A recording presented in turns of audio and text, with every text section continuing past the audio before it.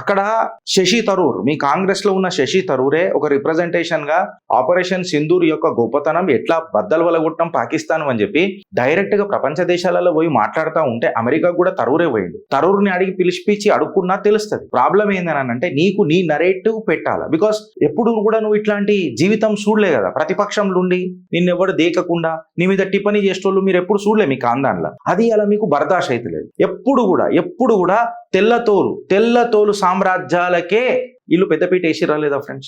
అరే అక్కడ Indian air force చెప్తున్నది, అజిత్ దోవల్ గారు మొన్న కూడా మాట్లాడినరు, ప్రపంచ దేశాలు ఒప్పుకుంటున్నాయి P-15 మిజైల్ ని మనం ఏదైతే చైనా మిజైల్ ని కొట్టినామో దానివి అసలు దాన్ని స్టడీ చేయడానికి వేరే దేశాలు కూడా భారత్కు వస్తా అని చెప్పి మాట్లాడుతున్నాయి. నిన్నగాక మొన్న అమెరికన్ స్టెల్త్ ఫైటర్ జెట్ ఒకటి అక్కడ ఆగిపోయింది, నిన్ననే టేక్ ఆఫ్ అయింది. అది అమెరికన్ టెక్నాలజీ ఎంత పితాంబరి ఋషి మనకు రుద్దుతున్నారో మెరవనీకే అని చెప్పి నాకు అర్థమైతలేదు. రోల్డ్ గోల్డ్ వస్తువులను ఈయన మెరిసే బంగారం అని అంటున్నాడు.